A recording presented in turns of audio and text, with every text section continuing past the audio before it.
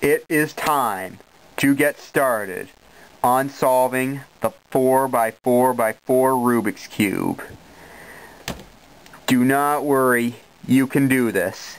It's just a little bit more difficult than a 3x3.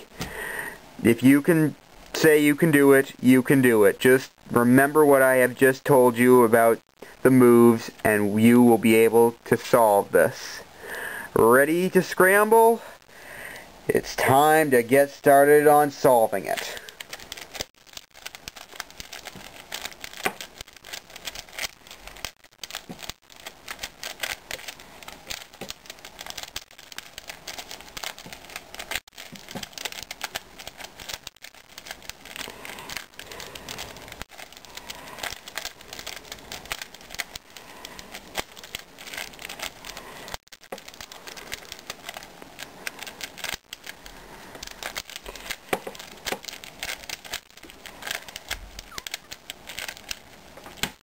There we go. Crazy, isn't it? So here it is. A scrambled 4x4x4 Rubik's Cube, and it just looks like a nightmare. It's time to begin solving it, though. You can do this. Alright, so let's get started. First thing we're going to have to do is pick a side to start with, just like on a 3x3. Like, if you've seen my 3x3 video, you know I like to start using the green side. Now, the first thing that we're going to have to do is put two of these green centerpieces together to make a 2x1 rectangle. And I see I already have a 2x1. But just to show you how to solve this, I am going to mess this up. Now, here's one. Here's another. This is an easy thing. As you can see, they are both on the same side of the cube, even though they're not really on the same layer. They're on the same side of their layer. They're both on the left, as you can see. So that means if I was to do this, then it lines up. Now, we need to find the other two now, so forget this. And let's move on and find another one. Here are two. But as you can see, they are both in the inner down layer. So that means we can't really line them up. So to solve this, we're going to have to move one of them so it'll line up. It's very easy.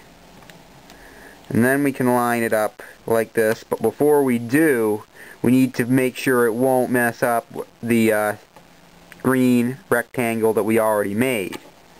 In this case, it will not, because this is sideways, and if we move this, like we're going to have to do to solve these two, it won't get messed up. But let's say the cube was like that. If I was to just do that, I'd solve this, but I'd mess this up. So what we need to do to get around that is make sure that this one that you already solved is either out of the way completely, or if it is in the same two layers, you have to make it sideways. And then, if I was to do that, this is lined up, this is still solved. So now, what we need to do is find the two of them. They are on opposite sides of the cube. I want to turn this one sideways and make sure it's in the side opposite to this. So when I do that, it lines up and you have a 2x2 center, which is what we want. So now you have solved your first center. But this is just the beginning. If you're thinking this is easy, just wait till you see what's coming up next. So now we've got this green center solved. So now what we need to do is figure out what center goes directly opposite from green. So find any green corner piece. Here's one. Green, orange, white. So we need to find the other corner piece with orange and white. You may have to look around a bit for it. When you do find it, however, you're going to look at what color has replaced green. It's blue. So this means that blue goes directly opposite from green. So put your green center on the bottom. Now what you need to do is look at the center pieces on top. You can see that there's one blue in there. Now right now we don't want any blue pieces in the top layer. So what we need to do is move this out of the top layer, but we need to do it in a way that won't mess this green side up. This is your first move combination that you're going to need to know to solve a 4x4 Rubik's Cube. It's an easy one.